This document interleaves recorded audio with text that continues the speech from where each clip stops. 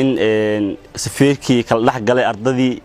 oo kala qaybiyay cid naga shaqaysata anagu tabar uma hayn sida hadii mustaqbalka berrito lagu ciyaarana waa dareemi kartaan meesha ay xaaladeedu ay ku dambayn doonto waa cod sira oo laga duubay Cali Caga Baruur safiirka laga soo ceeriyay Pakistan ee haatan dhibaatada ka wada gudaha dalka Uganda waxa uu gafayaa dhammaan culimada sharafta leh ee markaas tawxiid isaga oo leh iyaga ardaydii qabiileeyay iyo qaar ka mid ah ardaydii oo cabasho ballaaran ka muujinaya ugu horeyn muuqaalka like saar daawade sidii uu u baaho dhammaana uu u gaaro xarumaha dawladda federaalka ah ee Soomaaliya oo uu majaraha u hayo madaxweyne Xasan Sheekh Maxamuud sida shakhsigan wax looga qabto aanu ku horeyne Cali Caga Baruur waxaa laga soo ceeriyay oo laga soo buriyay safaaradda Soomaaliya ee dalka Pakistan kadib kala qaybin ardayda iyo bulshada uu ka dhex sameeyay haddana waxa uu qabiil u kala qaybiyay ardayda iyo bulshada ku nool gudaha dalkan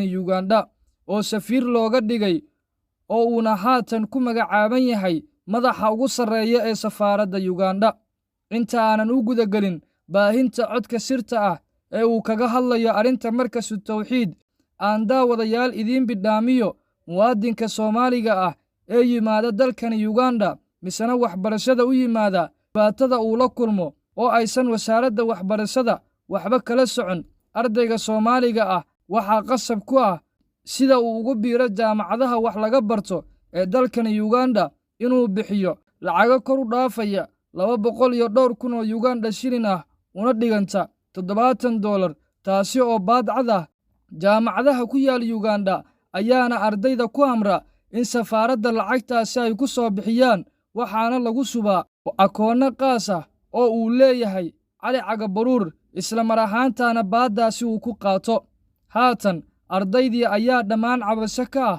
oo waxa ay ugu baaqayaan madaxweyne Xasan Sheekh Maxamuud oo ku soo wajahan magaalada Kampala ee caasimadda dalka Uganda in wax laga qabto shakhsigan baadda ku haya Soomaalida Uganda ku nool dhinaca kale Cali Caga Baruur ila dhageyso cod sir ah oo aan ka helnay qaybta warfaafinta ee safaaradda oo majaraha ka yahay ee asiga u dhow oo uu sheegayo in culimada sharafta badan ee markaas tawxiid ardayda ay kala qabiileeyeen waa sida uu sheegayo Cali Caga Baruur